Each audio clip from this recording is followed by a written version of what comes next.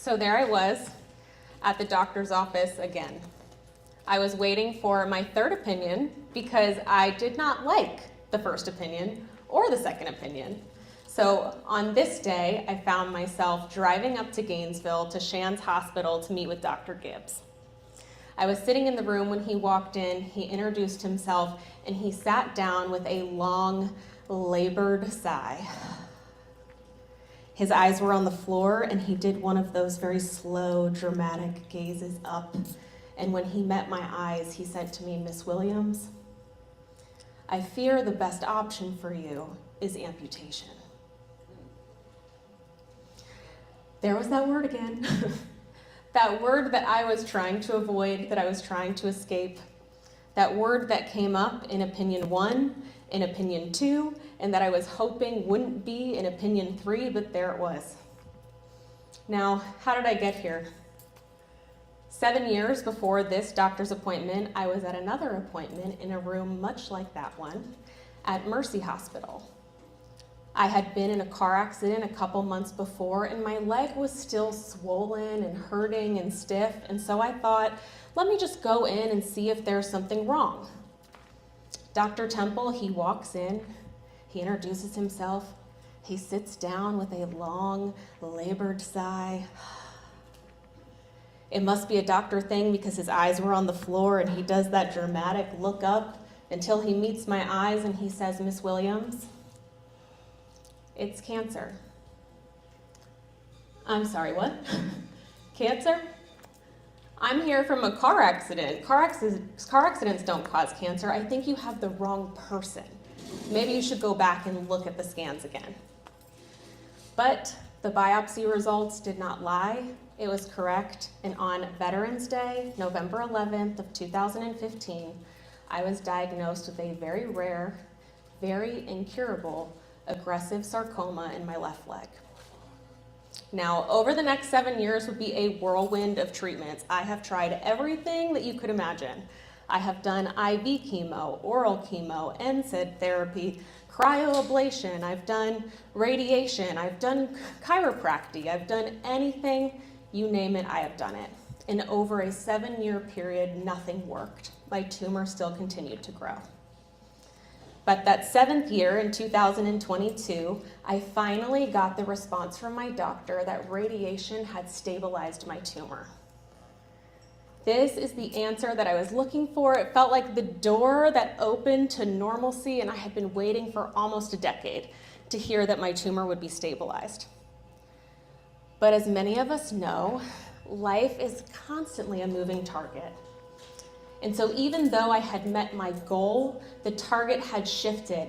And what had happened over the last 7 years is my tumor had grown so big that it was pulling up on my Achilles tendon, and it was causing my heel to lift.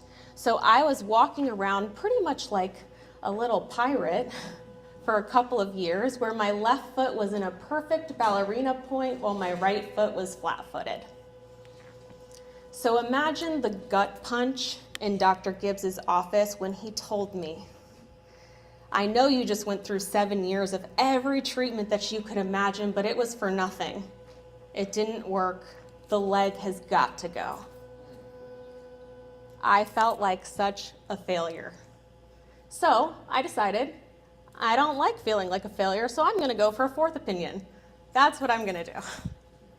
So a couple months later, instead of meeting with oncology, I decided to meet with a sports medicine doctor. I went into the University of Miami to meet with Dr. Steinlauf. As I was waiting for him, he walked in the door, he introduces himself, and he sat down with a big smile on his face. And he said, "Miss Williams, amputation is likely the best option for you. But if you are willing to go through extreme amounts of pain and be my guinea pig, there is a procedure I would like to try on you. It has never been done on a human before. You would be the first, but using my clinical experience and my expertise, after looking at your scans, I think I can give you a 10% chance of salvaging your leg." So I said, "Sign me up. I'll be your guinea pig. That sounds great."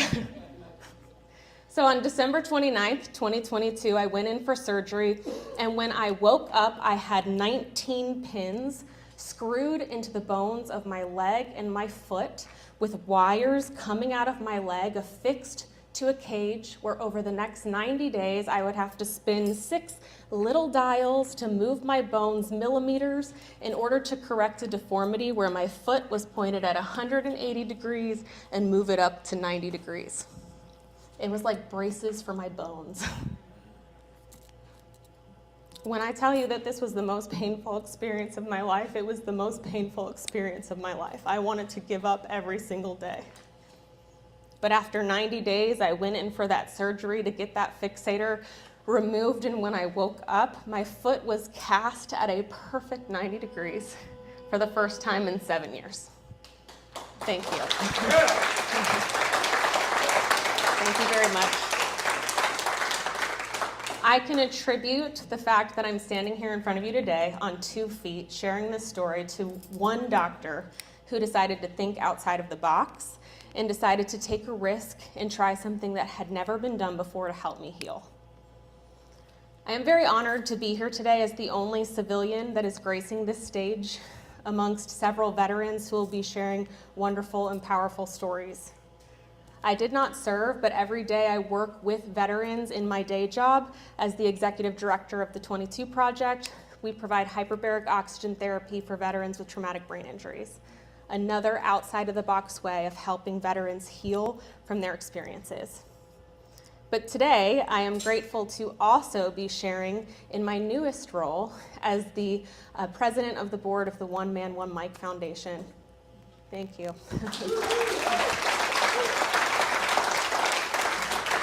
Another organization that thinks outside of the box in providing ways to help veterans heal from their emotional and moral wounds that they've experienced from their time in service.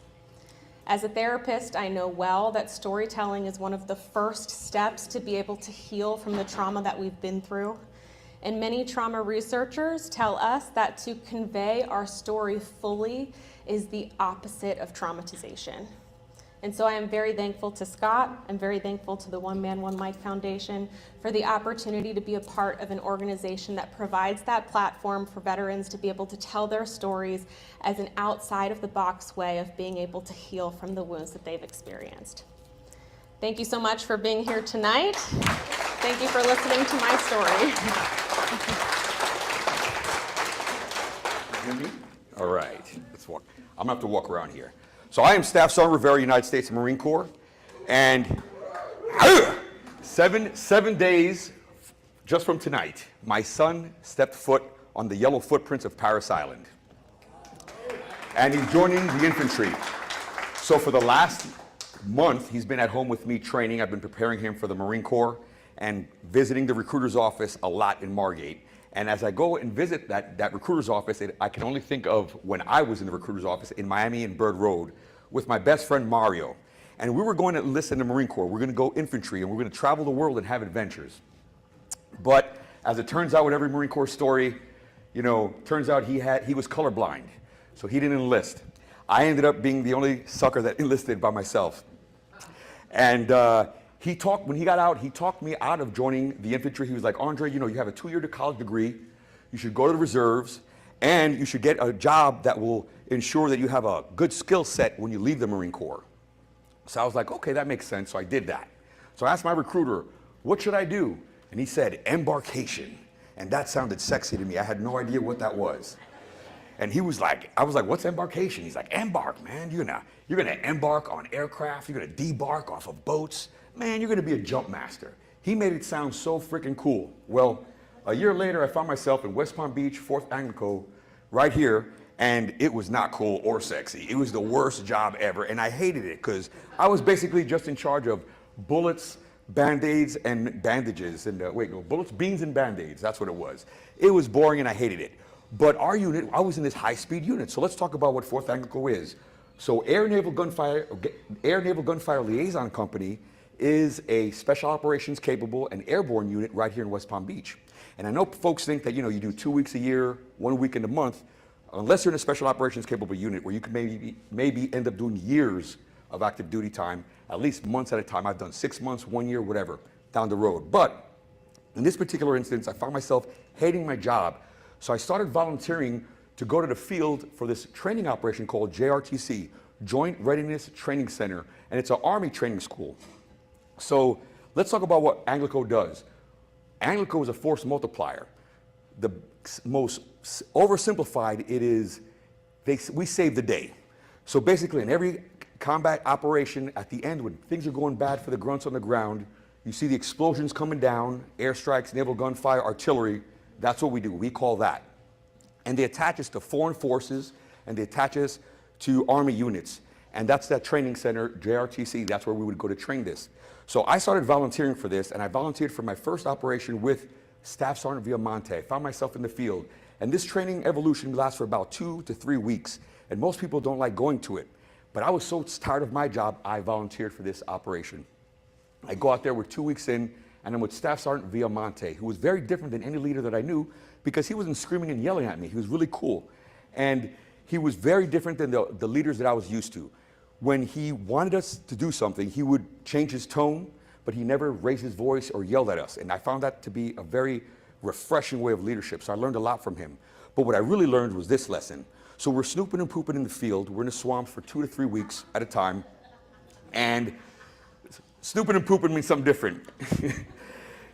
And well, back then we were training to fight the Russians, so we did a lot of like field operations and stuff like that. But anyway, so we go to the JRTC, and there's Hind helicopters. So there's Russian helicopters. There are thousands of troops out there, and there are OPFOR, the opposing force. So while we're patrolling, we're staying out for weeks at a time, and we call back in to give our sit reps. We constantly give situation reports so we can give the Tactical Operations Center our position, so they can deconflict fires. Deconflict fires, making sure that they know where the good guys are and they know where the bad guys are. So we make sure they don't drop bombs where the good guys are. All notional, all training exercise.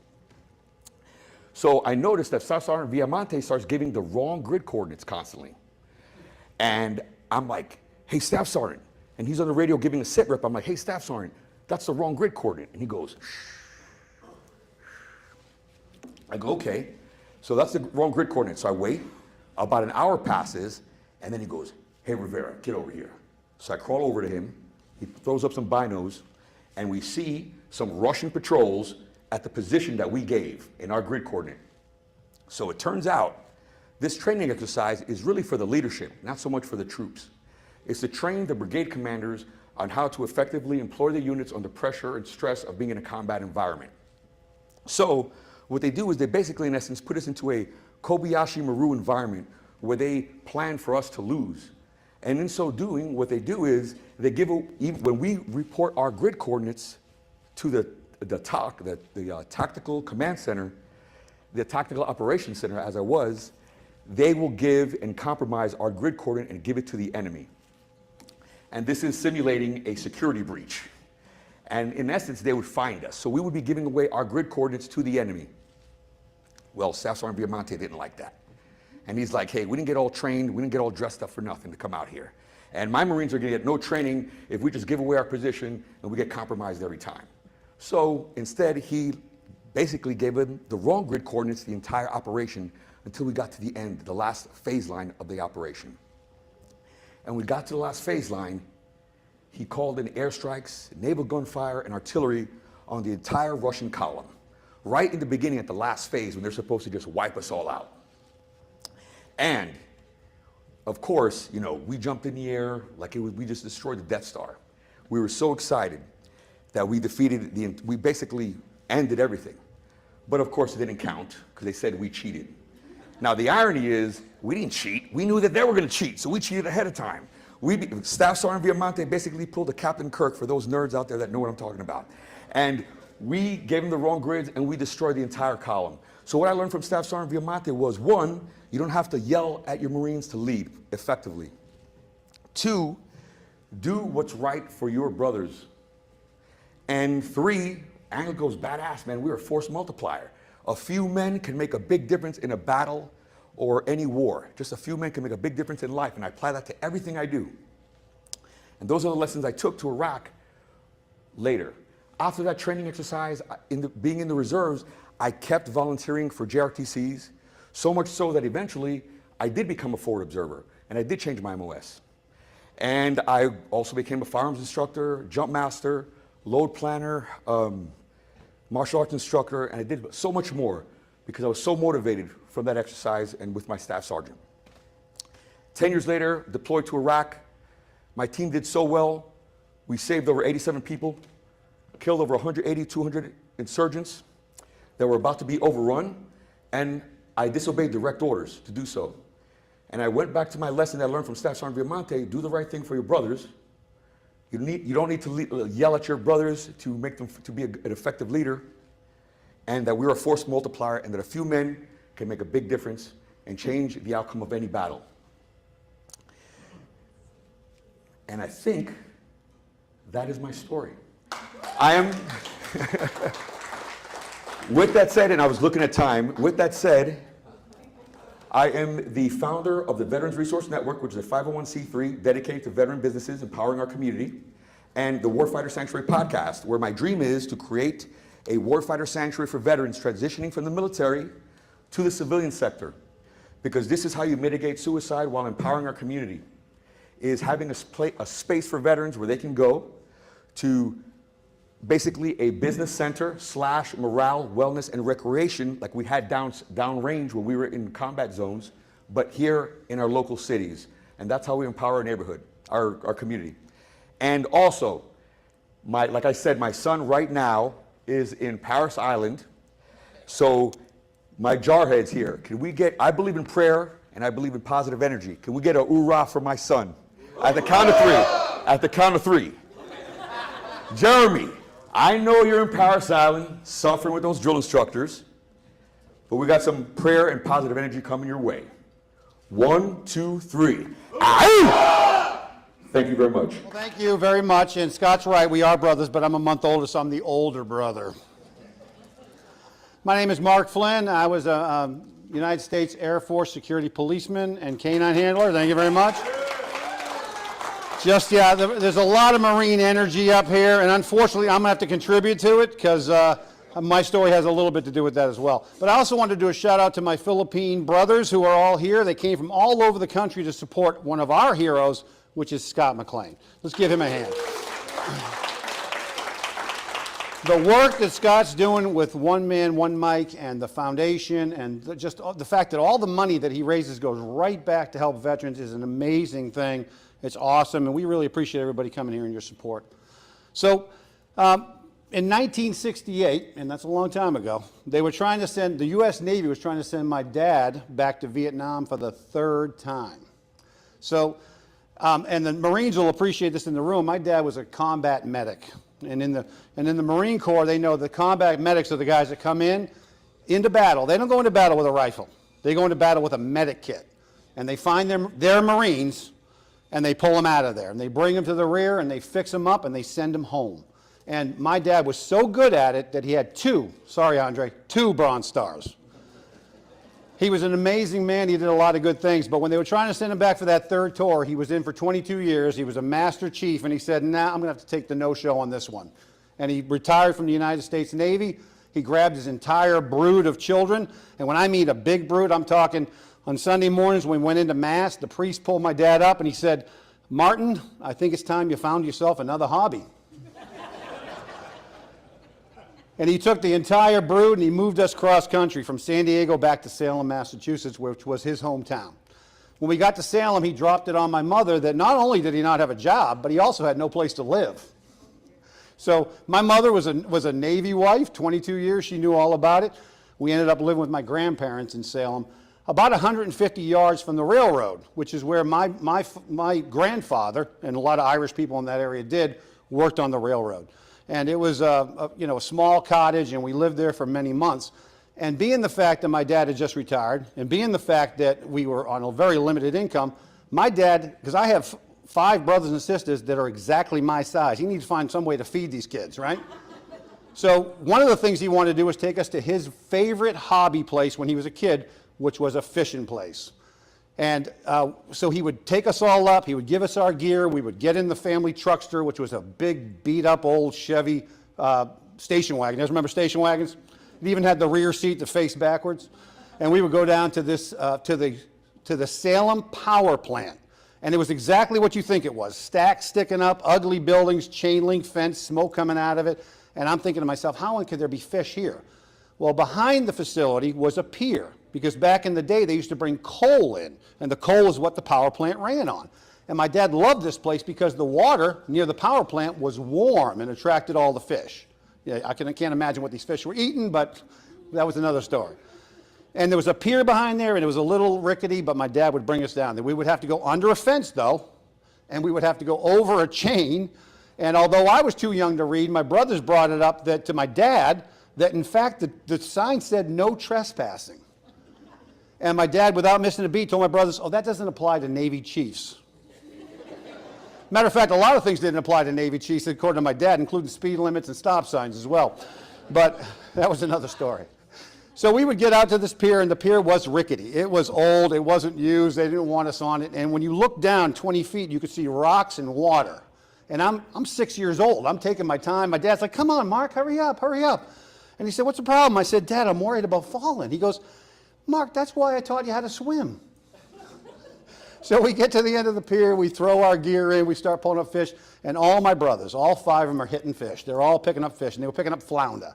If you know what flounder is, it's a good fish, it's an easy fish, but it's an ugly fish. They're about the size of dinner plates. They got 2 eyes on one side of their head. They're easy to clean and easy to eat. And when you have 5 kids like that, that's a good thing to have, right?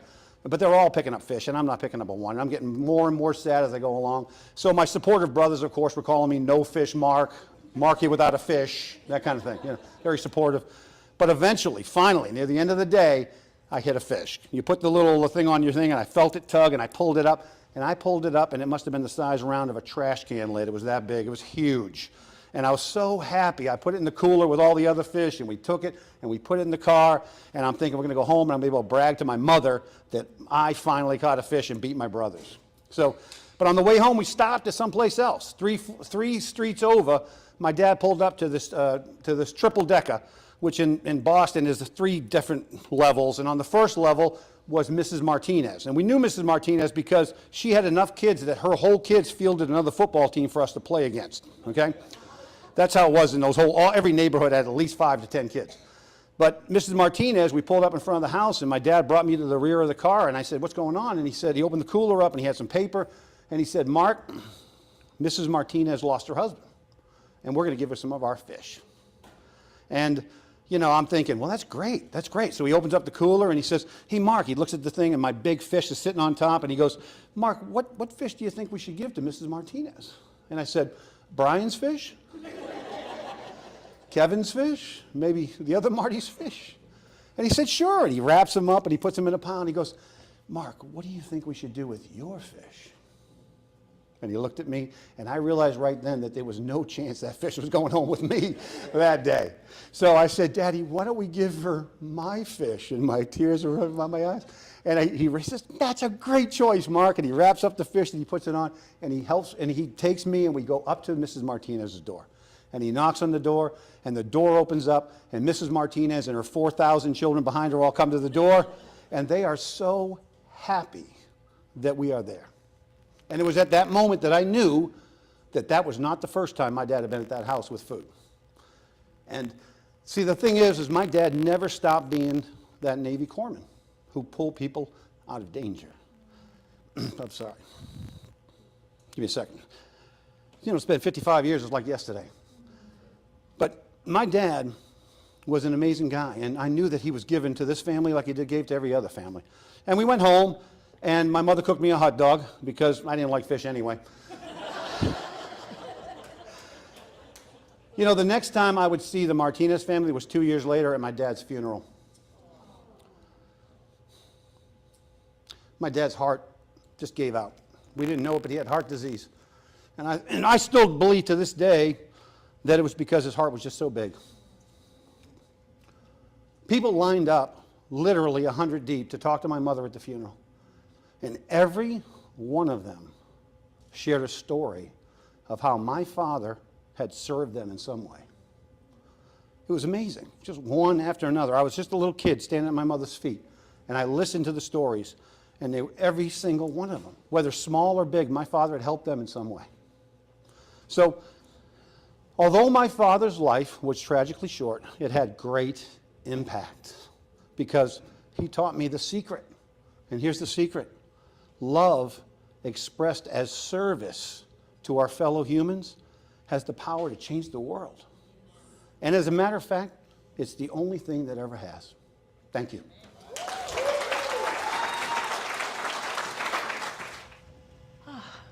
It's ironic. I'm a public speaking teacher and I'm very nervous. I would like for everybody to just close your eyes as I begin my story, okay? Just close your eyes and listen. You are worthless. You are nothing without me. November 16, 2010. That was the last time I heard those ugly words when I finally escaped my abusive ex. I had nowhere to go. I was homeless.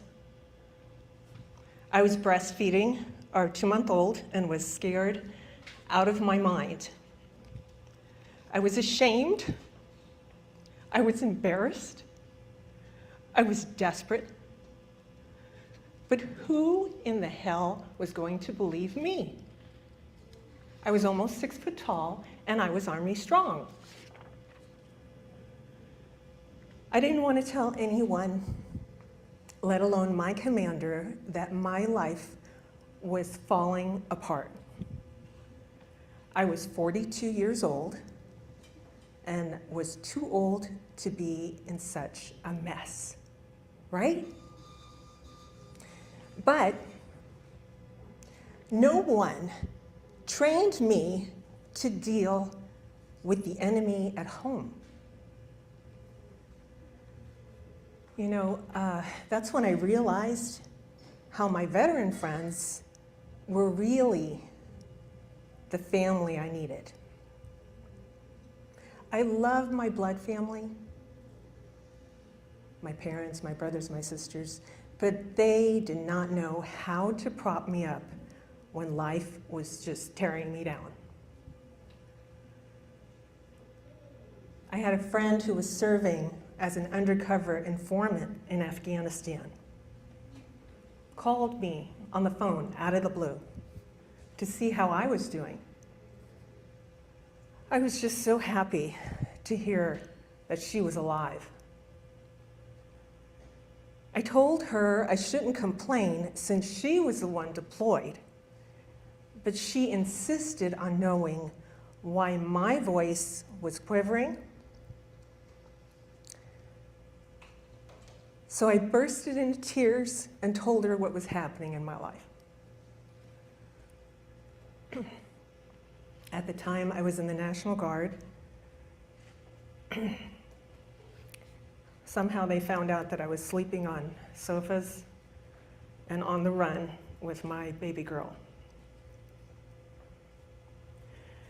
So instead of offering any help, they forced me to take a leave of absence, which back then meant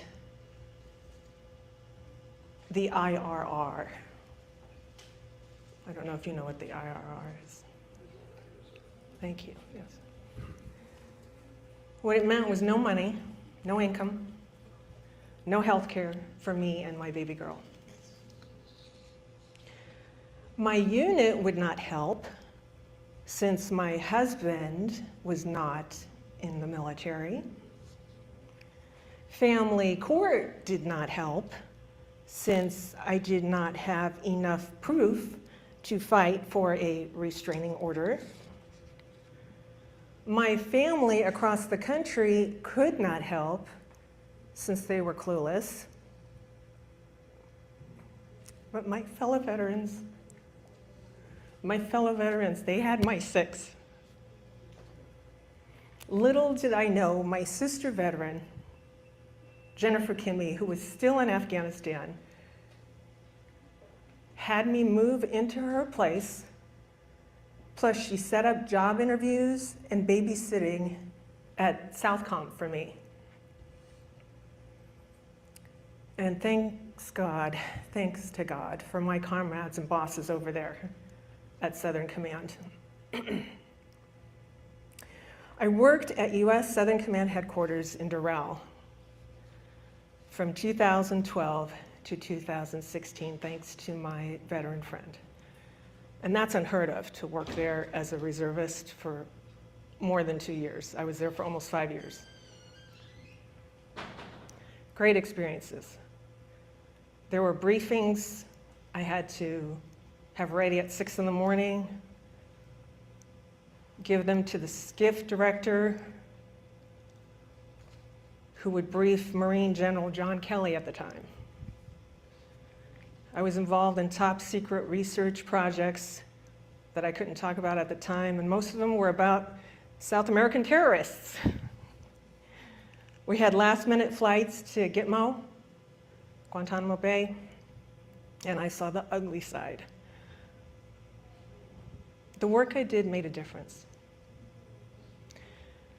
But all through that time at Southcom, the financial abuse from the real enemy continued.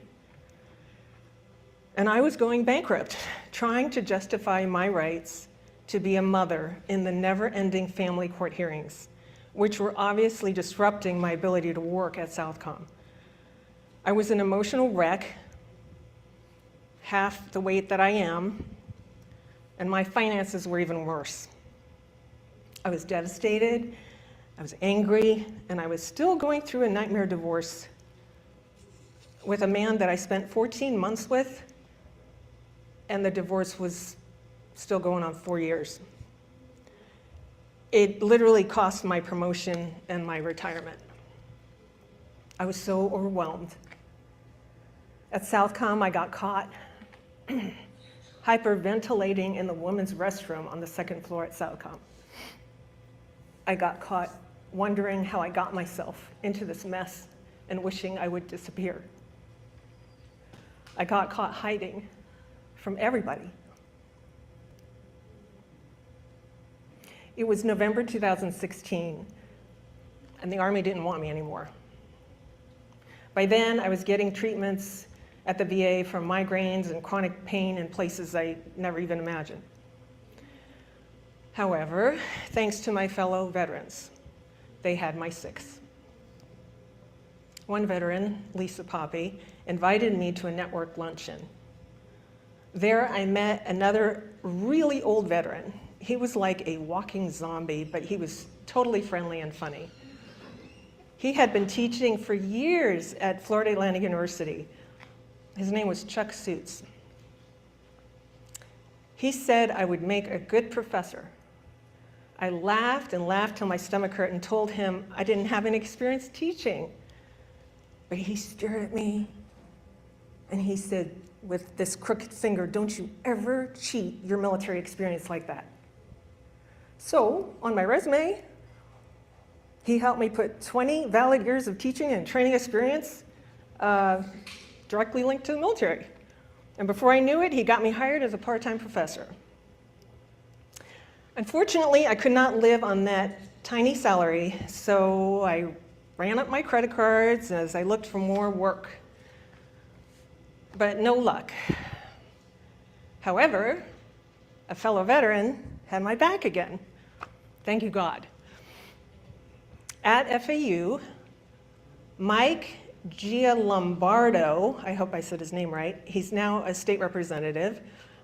He was the director of the University Military Student Center back then at FAU. He told me to go get my graduate degree while I was teaching part-time. He said my GI Bill would cover education and housing. Who knew? I felt so stupid. I only thought the GI Bill was for bachelor's degrees. So he set me up for success, and off I went to get my master's in education at FAU. I would hang out at the FAU Military Veterans Center, and I met so many amazing fellow veterans of all kinds, of all sizes, of all ages, all backgrounds, all ranks, all roles, all reputations. And some of them actually had dealt with enemies at home just like me. More veterans, more family, thanks be to God. So enter into my life another Angel veteran, Luis Torres, who at FAU convinced me to get additional benefits by doing a work study there. Luis is now over at Palm Beach State College and helping other veterans over there. Through all this, though, I was still getting attacked with custody issues and drowning financially.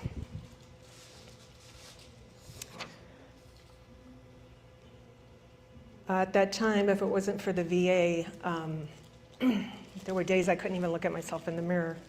So one time at the VA, I asked for financial help and was referred to yet another veteran, another Angel veteran, Angela Choice, the Veteran Service Officer, the VSO. So she took me on this very painful 5-year journey to get me disability benefits. And I want to just remind everybody, never ever give up. And you could talk to me after about trying to get disability benefits.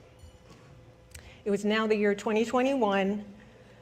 I tried to apply for the VA loan, VA mortgage loan, but still my finances were upside down. And through other veteran events, I met some fellow veterans like Andre and others who continued to encourage me never to give up on getting my own home. My debt kept climbing, though, as I kept shoveling money out to a lawyer to fend off my ex and his never-ending false accusations.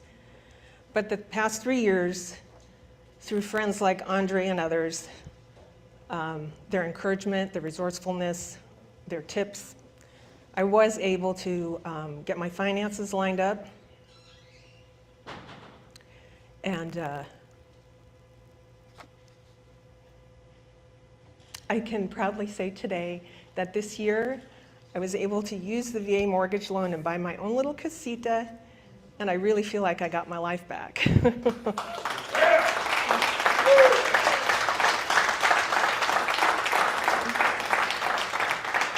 So that's why I'm calling it Taking Back What the Enemy Stole, because if it wasn't for all of my fellow veterans and the VA mortgage loan, I wouldn't be here.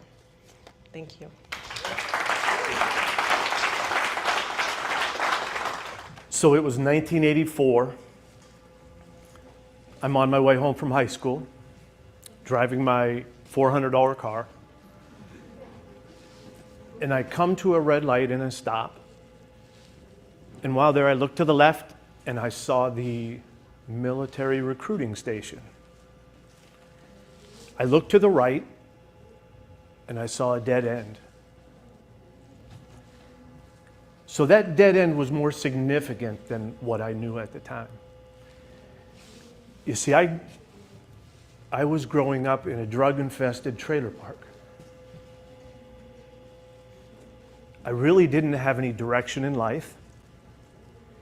I was a single child with growing up. My mother was raising me.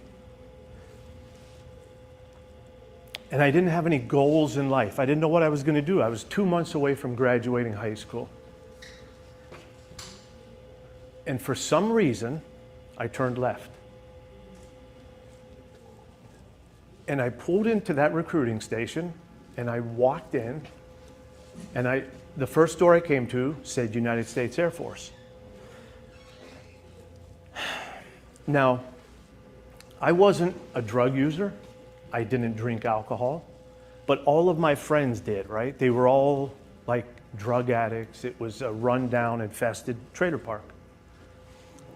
That wasn't me, but everybody thought it was me because that's who I hung out with, right? I was a skateboard kid. I had hair halfway down my back. I know, hard to believe now, right? Hey, don't be laughing. Okay, so I didn't go anywhere without my skateboard. I was the local skateboard kid that walked around the neighborhood, skateboarded everywhere. I had my skateboard with me all of the time. So when I spoke to the recruiter, I said, hey, I'm interested in joining the Air Force. He explained to me what I have to do, take the ASVAB test and everything. And so I did all that. 2 months later, when I graduated high school, I went away to the United States Air Force. So we land in Texas. I get on a bus to go to Lackland Air Force Base, right? And the kid sitting next to me, we're young. I mean, I'm barely 18 years old. The kid sitting next to me, I still remember his name to this day. His name is Brent Yoder. Never met him before in my life, never saw him again after that bus ride. He said to me, "Do you think they're going to yell at us when we first get there?" Let me tell you something. Let me tell you how naive and how uneducated I was. I looked at him and I go, "Why would they yell at us?" That's what I said, I swear to God. He looked at me as if I had two heads. Like he couldn't believe I was that naive. I didn't know they were going to yell at us. Okay. Flash ahead, I graduate from basic training. I don't think anybody knew I was even in their basic training class, right? The drill instructors, I was the kid that went through their training, totally unnoticed, totally unknown. I had previously signed up with a guaranteed job to be a policeman, a security policeman in the Air Force. And here's why I did that. Looking at the picture, I thought that beret would look cool. So again in my life, I gave no forethought whatsoever. I don't even know why I chose that, honestly. I thought nothing through again, just like all of my life has been in the past, you know. No direction, no goals, just leave everything to chance. So I get through the security police academy, and they say, because of your assignment, I was going to go work with nuclear missiles. I was going to be, you know, basically a security guard at a nuclear base. That I had to go through what they call Air Base Ground Defense. It's a combat school run by the Army at a place called Camp Bullis, which was about 20 miles down the street. So again, I'm stuck in Texas for another couple of months, right? Now I'm looking forward to going home on leave, and they just keep keeping me in Texas. I go to Camp Bullis, but I started thinking, and I started using the things I was learning from initially basic training and then the police academy, and I started growing. And I started really putting an effort forward to be a good policeman. And I thought to myself, I'm going to do everything I can to conquer this combat school and not just be the kid in the background, right? Because that's who I've always been. So the day that we graduated from combat school, I mean, I worked hard. I tried to be a good troop. I tried to do everything right.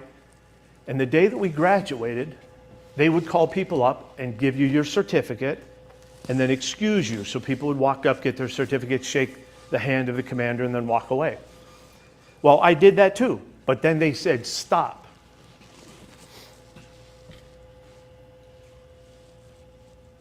And then they said, you're the #1 student in the class, and you're the honor graduate of this class. You graduated #1 in every field, every aspect above your fellow students. And that day changed my life. It's something that I hold dear to me to this day. I know it's probably insignificant to most, but to me, the skateboard kid, living in the drug-infested trailer park, it meant a lot. So I went off to my first assignment, which is in Wyoming, and I really, really hated it there. Here's what they said. They said, when you get to Wyoming, don't worry, there's going to be a girl behind every tree. And that plane landed, and I said, where are the trees? There's tumbleweed. There's not a friggin' tree anywhere, right? So anyway, I did my time there. I volunteered to go on a worldwide remote tour. I ended up in Kunsan, Korea. Joined a hostage rescue team while I was there. Became a good troop, became a leader. Because I did a remote tour there, I got to choose where I wanted to go next. Now, I had been TDY, which is like temporary duty assignment, for anybody who isn't aware of what that means, to the Philippines previously. So I knew what it was like in the Philippines, and I said, I've got to go and live there for a while, right? It was an awesome place, but with that came a lot of danger. It was a dangerous place. And we lived through terrorist attacks. And my fellow friends from the Philippines here will some of our friends got killed while we were there. We lived in a very highly volatile, dangerous area. I did my just over 2 years there and separated from the military. I became a police officer in the state of Ohio when I went home. And for the last 8 years, I've worked as the Director of Security for the Youngstown Area Ohio Jewish Federation. So my job right now for the last 8 years has been very busy, but since the war started in Israel, it's been off of the charts. I do a lot of liaising with FBI, CIA, Mossad, and different agencies around the world to identify threats to not only our host state, but all over the United States. And I often wonder,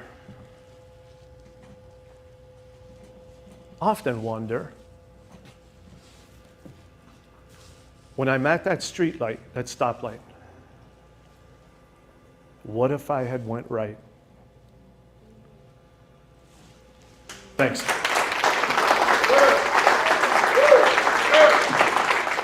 So 2008, around September 2008, I was with a unit, 2nd Battalion, 7th Marines, Fox Company, 3rd Platoon. We were patrolling up a wadi. A wadi is a dry riverbed over in Afghanistan, Helmand Province. Our forward operating base was a town called Nowzad, and daily we would make these missions. And we were just coming off the loss of my best friend Tovez a couple weeks earlier. He had been in another AO, another area of operation, so we hadn't really had the chance to grieve or even know he was gone because we hadn't seen him in like 5 or 6 months. And so, but it was in the back of my head. And so as we were patrolling up the wadi, we got to a position where we were taking enemy fire. And we had to, hold at that position. We had air on station, that being the Air Force. Thanks, guys. And so as we waited, we had a couple minutes and we were waiting for them to come on station, maybe 15 minutes. We got a call over the mic. 1st Platoon had been coming up our flank on the left side, about a couple hundred meters away, and they had struck an IED. We knew that because you could hear the boom in the distance. An IED is an implemented explosive device, homemade mine, roadside bomb, whatever you want to call it. And so we waited to hear what had transpired, and the mic lit up, and one of the worst terms you ever want to hear is urgent surgical. And that's what we heard. We had an urgent surgical. They needed a Polis litter, which is a retractable litter or gurney that we had with our platoon, and they needed an engineer up. Me being a 1371 combat engineer, that meant me. So we took off. It was, again, about 200 meters away, and we began sweeping. And we were in a hurry, obviously, because an urgent surgical means that someone is about to lose their life. So as we swept over, usually as an engineer, I have 5 to 10 meter dispersion, meaning that I want to keep everybody within 5 to 10 meters from me. So if by chance I miss an IED with my metal detector and something happens to me, they're safe. Being that we didn't have time, I told everybody to kind of grab the back of each other's flak jacket, and as I would move, they were going to move with me. They understood the objective. There were 5 of us. There was myself, a corpsman, my security, and then the rear security, 4 of us. 5 of us. So as we came around the vehicle, we got up to the casualty, or to the vehicle had hit an IED, and they had got out to provide security while they tried to pull the vehicle out. And when a young Marine named Wilson decided to kneel down on a wall, where he kneeled down on an IED on a pressure plate. As we came around the vehicle, again, the mission being stayed directly behind me as I pivot, you pivot, the corpsman saw the casualty and did what he had been trained to do in training and in the months prior, which is beeline for the casualty. So as Doc Amin kind of left the sweep, even though he was told not to, doing what he thought he was supposed to do, he ran next to us and stepped on his own pressure plate. As he went up, so did myself and my security, and we were blown a couple meters away. I was not harmed. I had a little cut on my ear, and when I came to, all hell had broke loose. We had to continue to get over to Wilson while Doc Amin was being tended to. And as we got up on Wilson, he was no longer in one piece. As we grabbed Wilson and brought him back to the vehicle, we didn't have any Casevac or Medevac vehicle, so we had to go ahead and load him up onto a 7-ton, which is about yay high. As I loaded him up, his upper half, as someone gathered the rest of his limbs, he looked me dead in my eyes. He was still alive from the morphine and some of the meds that they had given him. We knew it wasn't going to be long, but we had to get him back. We knew he wasn't going to make it, but we had to get him intact and back to the rear. In that moment, unbeknownst to me, all humanity left me. All sense of emotion, all sense of life or death, or the concept of life or death left me at that moment. When he was gone and the 7-ton backed out, the mission had to continue. See, the mission always has to continue, no matter what happened. And what happened at that point is that switch, that emotional switch that I needed so desperately when I came home was no longer working.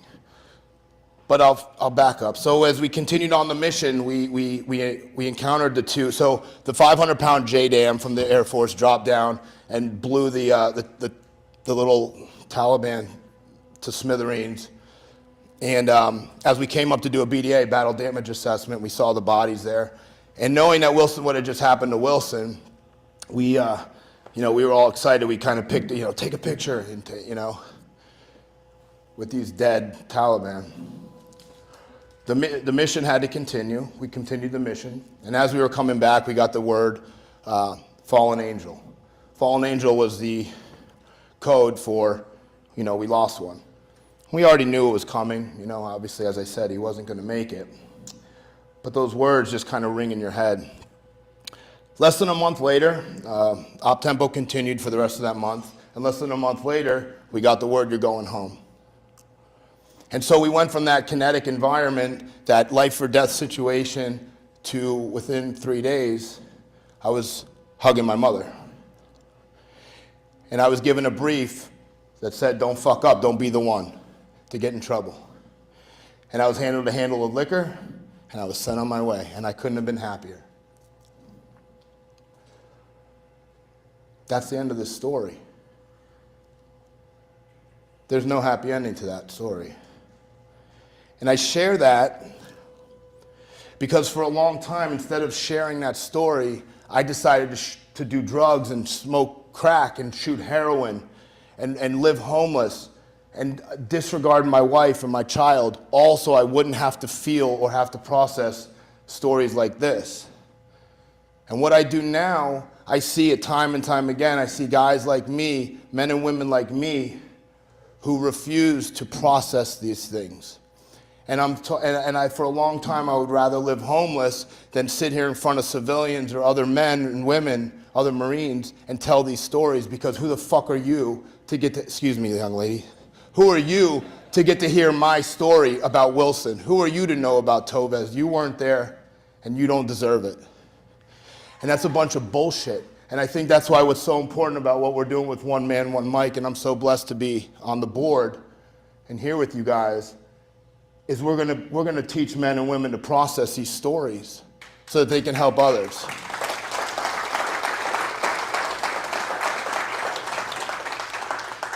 Because I was willing to give up a little baby girl when it was all said and done. I was willing to give up an amazing mother, an amazing father, and even most importantly, an amazing wife, because I refused to face this thing head on. Now I got my mom here, I guess to bring it back to the recovery part of this. Coming up on 6 years sober, I got my wife back. But it all starts with facing the fears and being able to go ahead and address these things head on, because it's that important. It's life or death. Thanks. You know, funny fact about me is I actually learned how to cook crack cocaine before I knew my times tables. You know, I remember I say, Dad, stop hitting her, Dad. Stop hitting her, Dad. Shut up! Sit down! You stole all my money. You stole it all. You love him, don't you? So I used to watch my dad physically abuse my mom beyond points of recognition. Broken eye sockets, eyes won't open. Blood dripping down her mouth, teeth missing. So my dad was a tyrant, psychopath, extreme jealousy. But the funny thing is, my mom was no angel either. See, my mother and my father were both addicted to crack cocaine, severely, long before I was ever born. See, my earliest memories being kicked out of my home, no clothes on, in my mother's arms. It was snowing. I'm from Philadelphia, Pennsylvania. Winters get cold. And I remember that's really where the journey began. That's where we moved from house to house, place to place, homeless shelter to homeless shelter. Domestic abuse shelters for women only. They don't accept children. 4 or 5, 6 years old, I remember my mom, she would have us stay down underneath the fire escape. My mom would get her room, and then she'd go up to her room, and we'd climb up the fire escape at night, and we'd sleep for the night, and then in the morning, 6 o'clock, we'd climb down the fire escape, wait for her to come down, and that went on day after day, week after week. See, my mom, I got to give her a lot of credit. She taught me how to do one really important thing. She taught me how to be a survivor. What does it mean to survive? See, we had nothing. Even the idea of having a $400 car was just not going to happen. We had nothing. I mean, to the point where some days we wouldn't even have plumbing. I mean, we're in America, no indoor plumbing. We used to defecate and urinate in buckets and throw it out the window. Disgusting. Disgusting people, disgusting life. I mean, this is the type of thing you'd see in third world countries right here. I'd open the cabinets up at home. I'm so hungry, and there'd be nothing there but crack pipes. I mean, you reach up there, every single spoon. You ever taste a spoon where the back of it is just burnt? It's black from soot, from cooking heroin or whatever else inside that spoon. And I remember I used to go to school. I mean, I grew up in Philadelphia. It was a poor neighborhood, so I was like the poorest kid out of the poor kids. It was weird to be the poorest kid out of poor people. I mean, you know, it's a strange thing to be made fun of by poor people for being poor, right? It's like, what do you mean? You know, like, but it was bad. It was really bad. And I used to ask myself this question. I used to say, why? Why me? Why me? And see, as we would get evicted from place to place, I learned how to survive. I learned how to not care about people, about anything. I mean, long before the Marine Corps, long before service, I learned how to just survive. See, we lived in one location, and then after 3 months of not paying rent, there's something that's really funny that would happen. We'd get evicted, right? And I'd go home, and then the sheriff's office would be there and just throw all of our stuff straight out in the street. I remember I'd get off the bus from school, and first I'd start off with the yellow school bus. And I'd get off the yellow school bus, and I'd walk down to my things, and my mom would be there. And I'm wondering, what's going on? Mom, what's happening? Mom, why are all my toys on the street? Here, take this black bag and just put everything you can in it, and just, you know, you grab what you can and let's go. And we'd move, and we'd stay on the couch and sleep on the couch, and maybe we'd go to a friend of hers, and that guy just happened to be one of her sexual partners or something like that, and he would abuse her, use her. And I'd be there watching, hearing, and listening. And we'd move on to the next place, and the next place, and the next place. Drug busts, SWAT teams kicking in doors, all types of crazy things, growing up. And you get numb to life. You get numb to people. You get used to just resetting. And so that school bus turned into a city bus, because as we would move, we'd get deeper and deeper into the ghetto. And, when I was 7 years old, 8 years old, I remember I used to have to get on a city bus, and I would take that to another city bus, and I would transfer onto a trolley, and then I'd be back at the same school. So every day at 7 years old, 2 buses and a trolley, unaccompanied every morning, and I'd use $2.50 in pennies to put into this little machine, because I don't know if you remember, but city buses, they used to have these little machines with a little lip, and you'd have to put each coin in individually, and I'm sitting there, 7 years old, barely tall enough to put the money in the machine, just feeling embarrassed, man. Just my life was just a shame. And when you're 7 years old, like, you shouldn't feel that type of pain. And I'll tell you, I was just embarrassed. Even to this day, I have a hard, my mom is doing better now, my dad's still a mess, but like, even to this day, I have a hard time just being around her. There's these visceral reactions that come to me. I can't control it.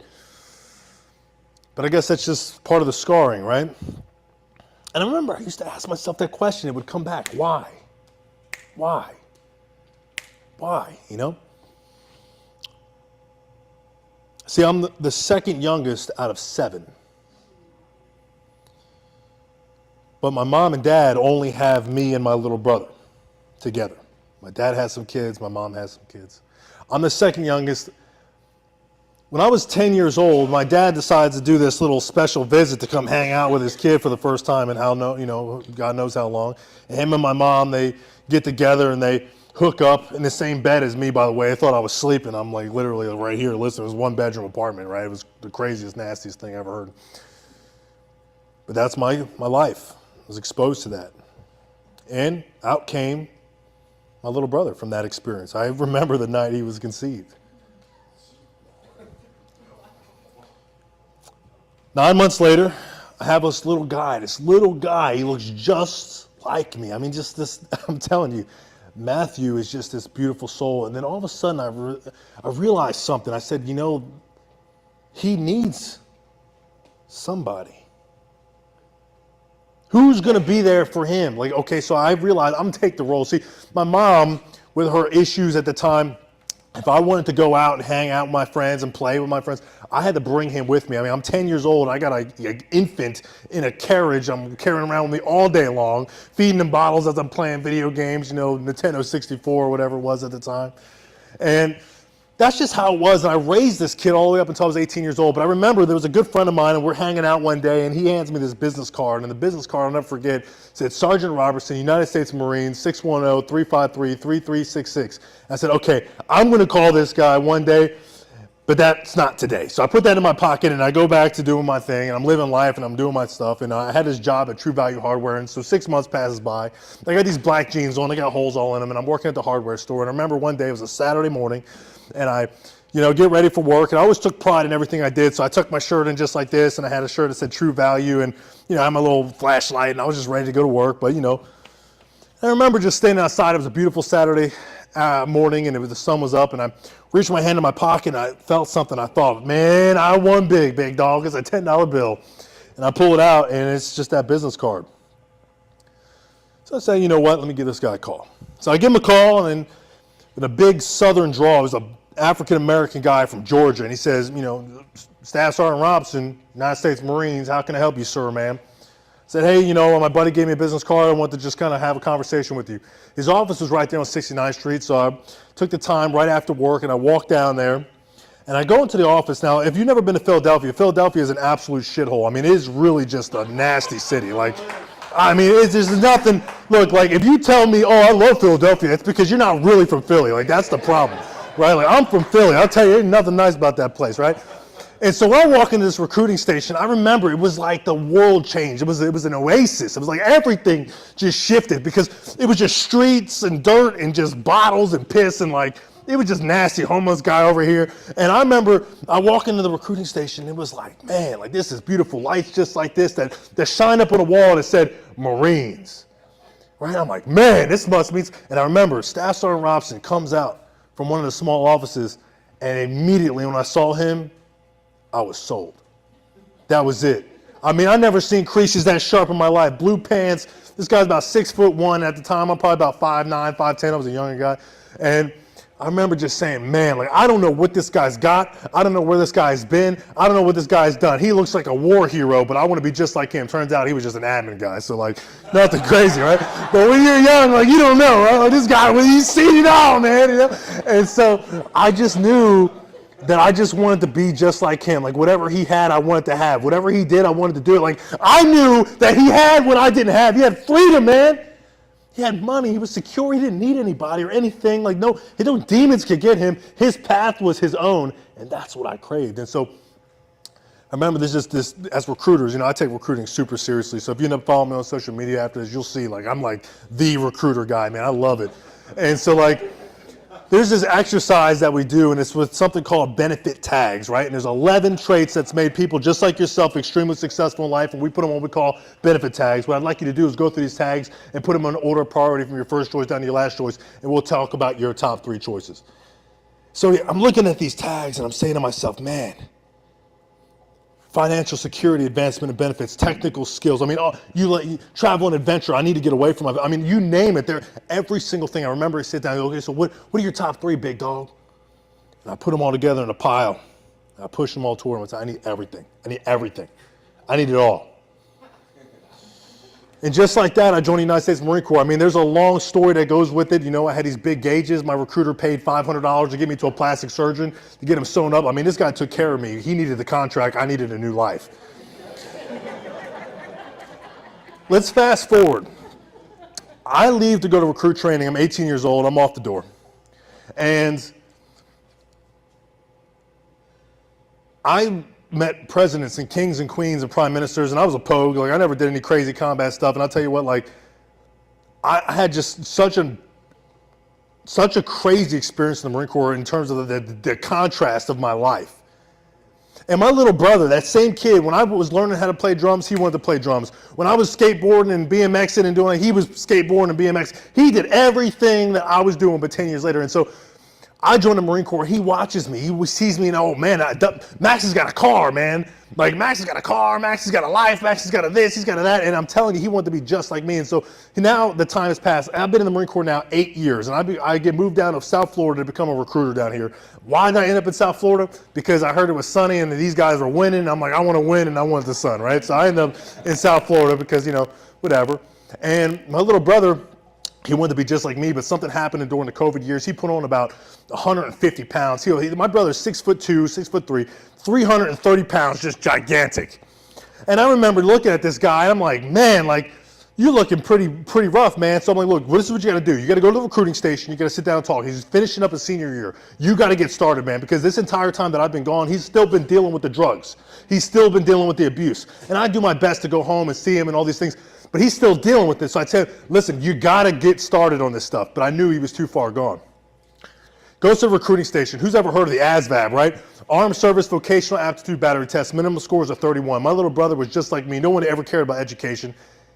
Takes the test for the first time, gets a 6.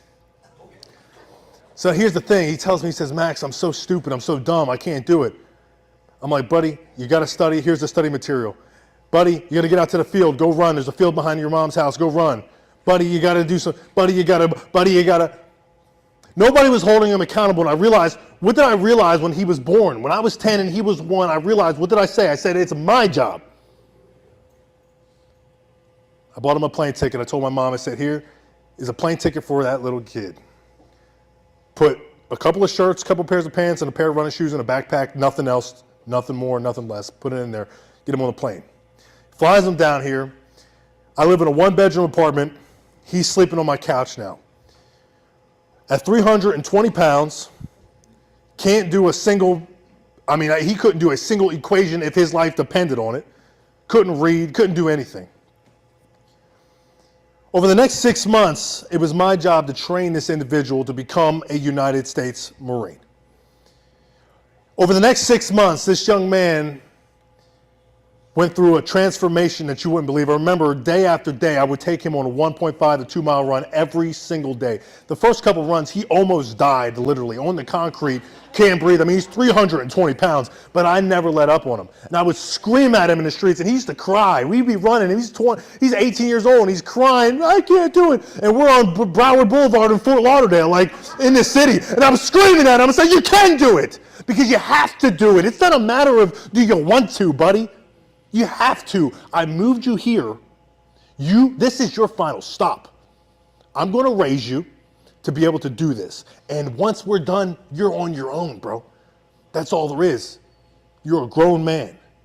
And day after day after day, he went from running that 1.5 mile entrance test in 21 minutes, got that down to 8 minutes.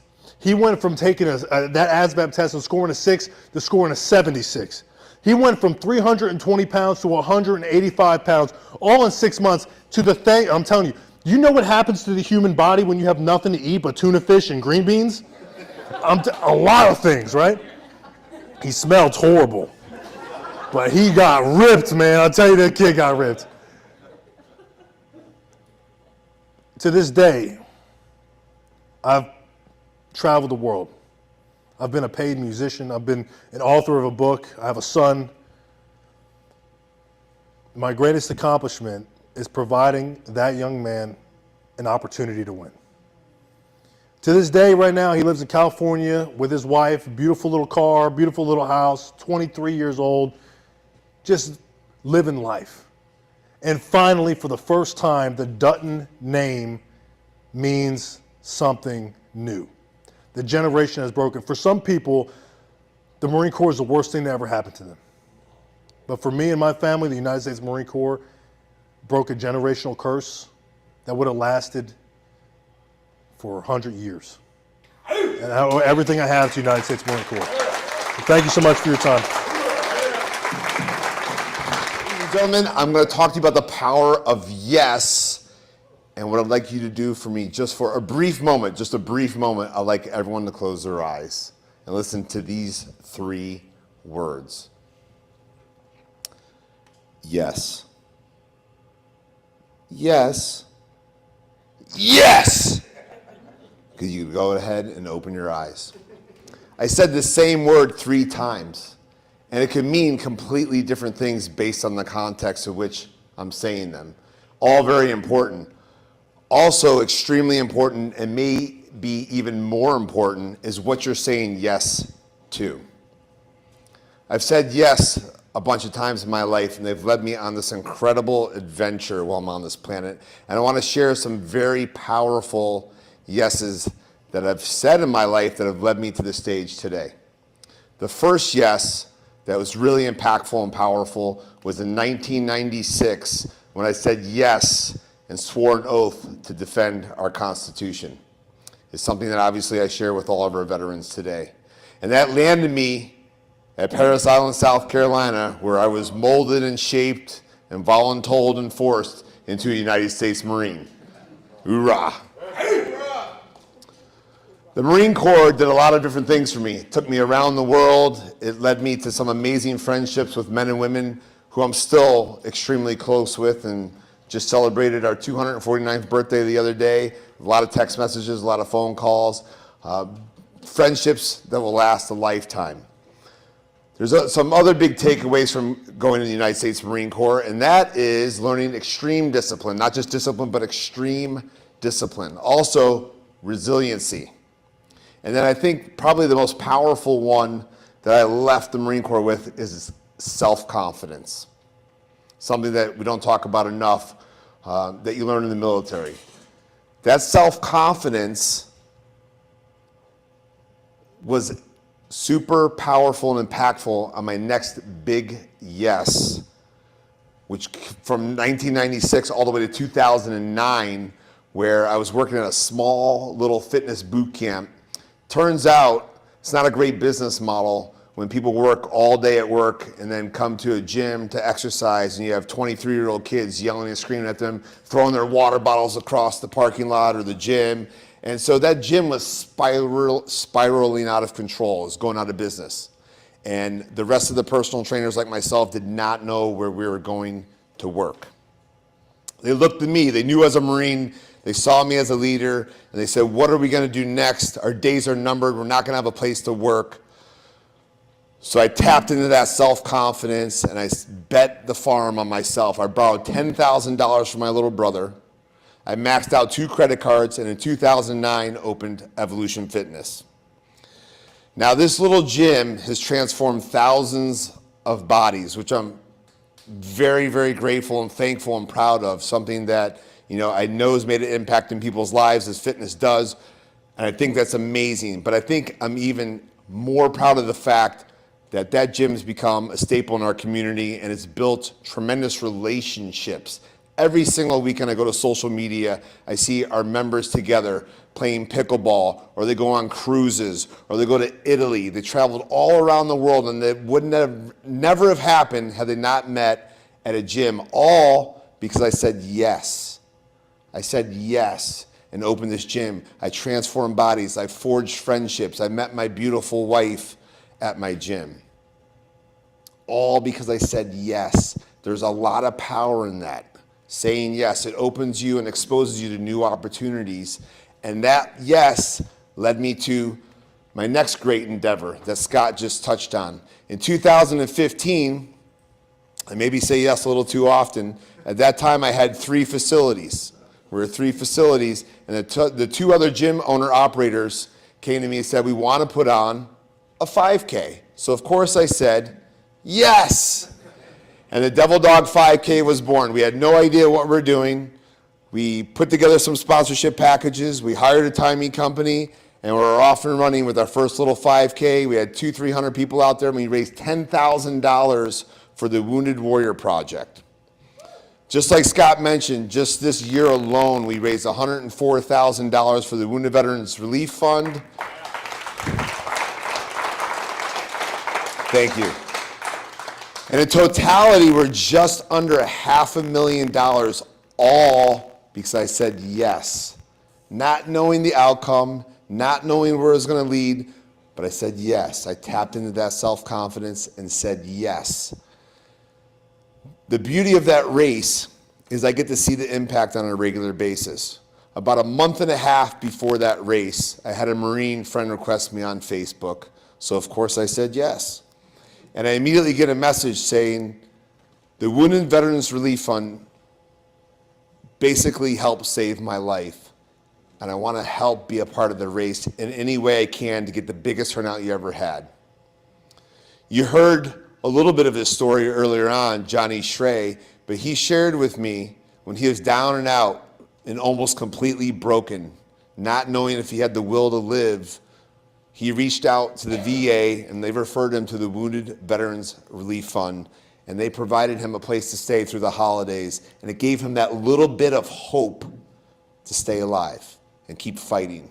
And you heard his story earlier. He changed his life. He turned it all around. He's thriving. He's not surviving. He's thriving right now. All because in 1996, I said yes. In 2009, I said yes. In 2015, for the Devil Dog, I said yes. It's so simple, and it's so little and minute, but it's transformative. The ripple effect is unbelievable. Because I said yes, my stepson is shipping out to Norway tomorrow, and he is a United States Marine, and he lives from Norway, I'm sorry, did I say Normandy? Norway tomorrow for his second deployment, all because I chose to say yes. So, Johnny introduced me to Scott. Scott kind of told half of my story, and that's great, Scott. I'm still mad at you about Max. But years ago, I had a podcast as well. My podcast, the other co-host was a Marine, and we used to have guests on. And we used to conclude our show the same way I want to conclude my little speech, and that was by offering our guests an opportunity to institute a little mission of the day to our listeners. Something small. It could be something as simple as making your bed in the morning, winning that little mission, or saying something nice to a complete stranger. Something small, free, and something that you could do. So my mini mission to you when you leave here today is tomorrow morning when you wake up, Say yes to that one thing that you know you've been staying away from. Say yes to starting your fitness journey tomorrow. Not waiting until January 1st. The holidays are brutal, right? I'm going to start back in January. Start tomorrow. If you've been putting it off, say yes to going to the gym tomorrow. Maybe there's someone in your life that you need to pick up the phone and swallow your pride a little bit and say yes to giving them a call and apologizing for something you did or a disagreement or something you said. Say yes to that. Or maybe there's something in your life you need to cut out. Say yes to cutting that out. There's a lot of power in yes. You don't know how it's not only going to impact your life, but impact others. So tomorrow morning when you get up, find that little thing that you've been afraid of and say yes to it. Thank you.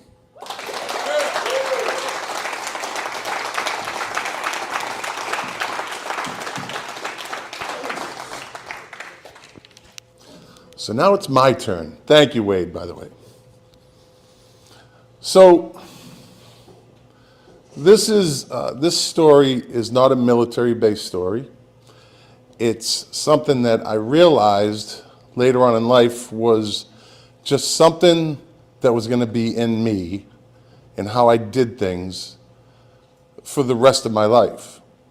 I'm the youngest of 3 boys, single mother, welfare, back when food stamps looked like Monopoly money, and you would have to wait outside because your friends are in there, and you got to buy a gallon of milk, some bread, but you got to pay with this Monopoly money, which is a dead giveaway that you're on welfare. Now, that was okay. My 2 older brothers were legitimate tough guys. No joke, straight street tough guys. I was mommy's boy, but they made me have to, I became that way because that's how we grew up. But there was a different side of me than them. There was something, I always wanted to accomplish something. I always wanted to do something. I was quiet about it because when you live in that environment, that violent, drinking, Irish Catholic, Boston kind of world, that's what it is. And you live it. And I lived it, trust me. I liked it too. But I decided I want to go to college. No one in my family ever gone to college. So I went to college. And I accomplished everything I ever wanted to accomplish. Everything I've put my mind to, I've accomplished it. And this story that I'm about to tell you is it's a great, how can I put it? It's a great way to show you how it started at this point. June 27th, 1983 was the night I became a concert legend. Yeah. U2 touring their War album. You know, New Year's Day, and Sunday, Bloody Sunday. I can sing it if you want me to, right? Okay, all right. They're coming to Boston. I was a U2 fan before anybody else was. I had their first album. I knew about them. It was a big deal to me. But they got popular and everyone jumped on the bandwagon. So when me and my friends from Boston, when we went to a concert, we didn't go in 4s or pairs. We went like a gang of marauding Vikings through an English village. There'd be 30 of us. And we would walk down the middle of the street and you just got out of the way. We made Irish soccer hooligans look like hootenannies. We make our way into the concert venue and then we split up. There was 10 of us sitting about way back there, like row 22 on the floor, center for U2. That ticket cost $12.50, right? Now, I was a different kind of concert goer. I always had that drive where I'm going to accomplish something. Whatever my seat was, no matter how good it was, I wanted a better seat. And I was going to get that better seat. because I would end up right there. I had Billy Gibbons from ZZ Top, slap 5. I had David Lee Roth hand me a joint from the stage. I was that guy.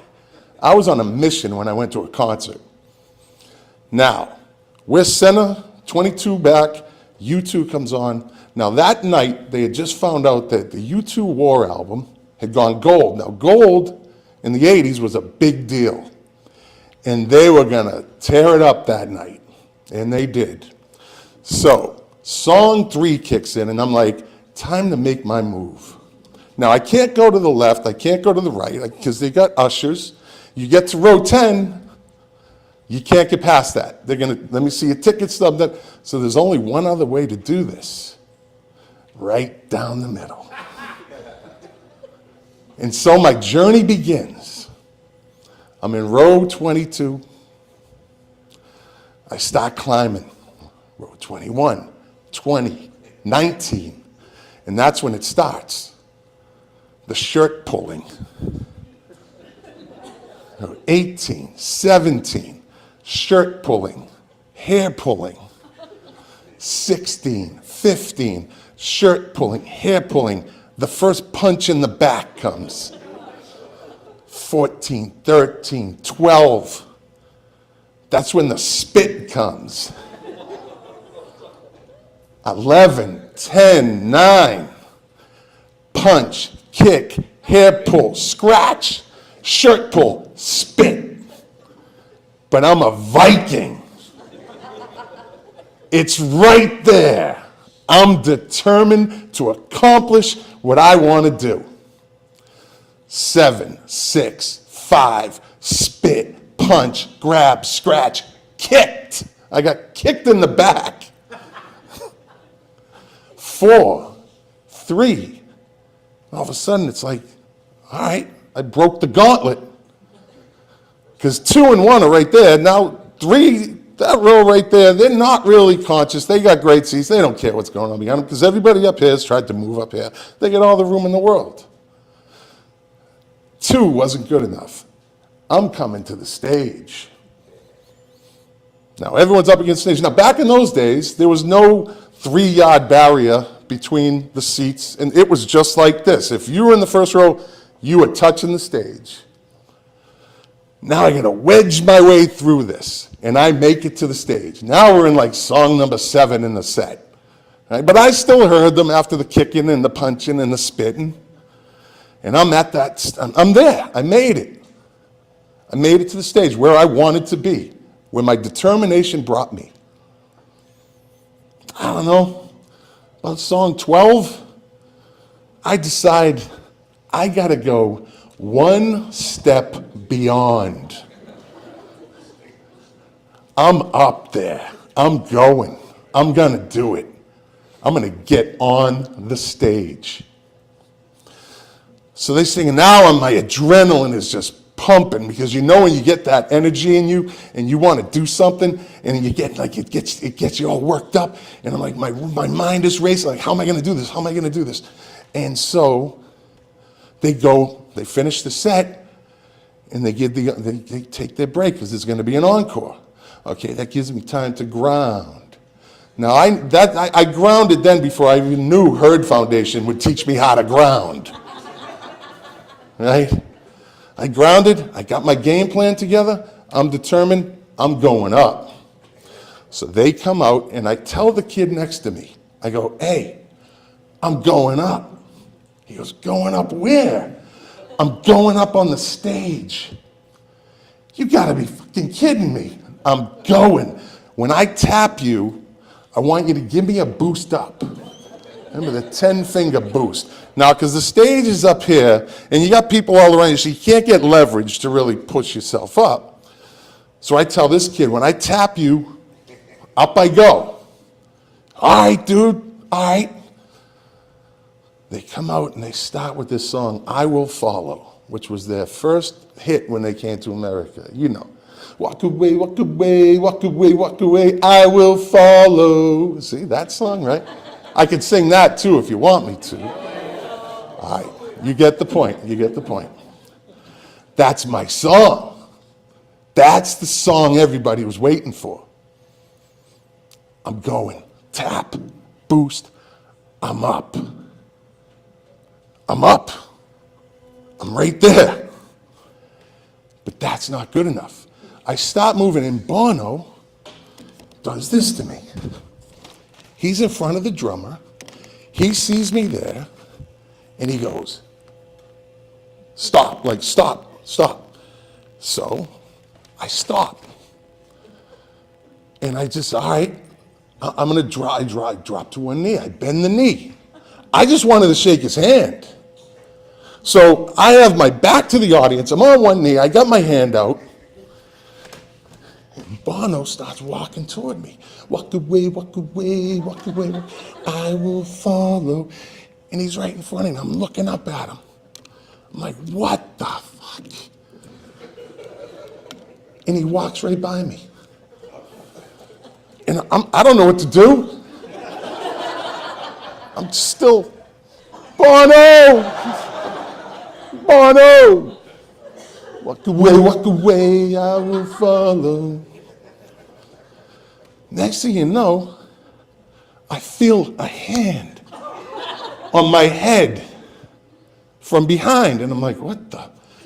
All right, Bono, sure. Then a leg comes over my shoulder. I'm like, is he he's not humping me, is he? Other leg comes over my shoulder. I'm like, oh shit. He taps me. All right, I'll pick this little Irish dude up. So I pick him up.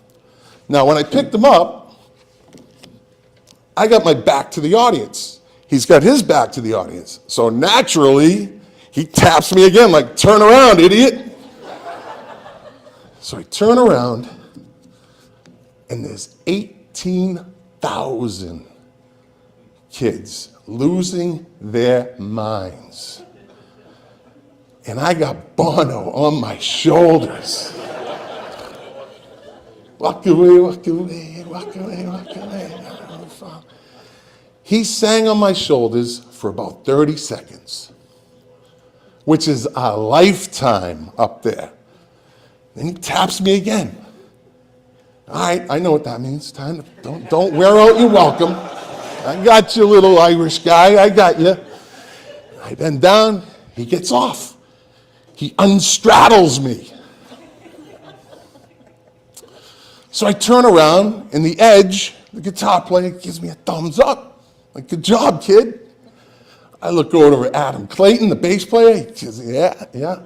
I don't look at the drummer because he's doing this. I'm not going to see anything from him. Bono walks me to the front of the stage. His arm around like this.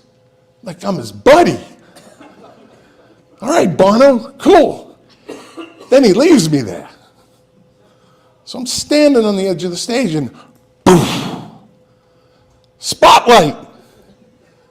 And what would you do? No, I don't have a microphone. I do the first thing that pops into my head. Dun dun dun dun dun dun dun dun dun dun dun dun dun dun dun. I do my best Rocky at the top of the steps, and the place is going nuts. But I don't wear out my welcome.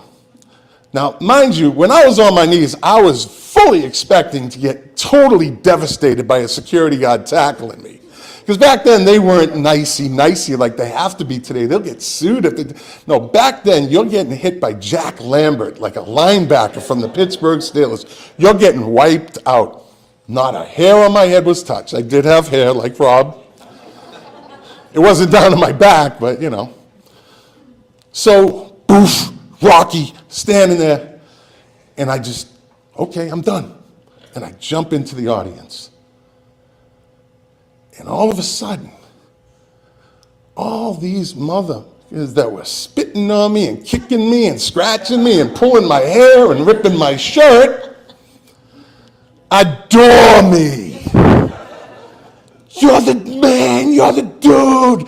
Oh, dude. And they're rubbing my head and they're patting me. Everyone wants to touch me. Because I had Bono on my shoulders, right? So the enemy turned into my army. Now I'm the man, right? Concert ends, I'm walking out.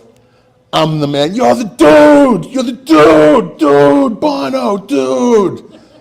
Everybody, my friends find me and they attack me like the 1980 US Olympic hockey team when they beat the Russians. I was the man. And we leave, and that's great. I'm popular, and I'll have you know, I did not wash my neck for 2 weeks, by the way. But that was my determination. And then I realized, oddly enough, you break these things down, right?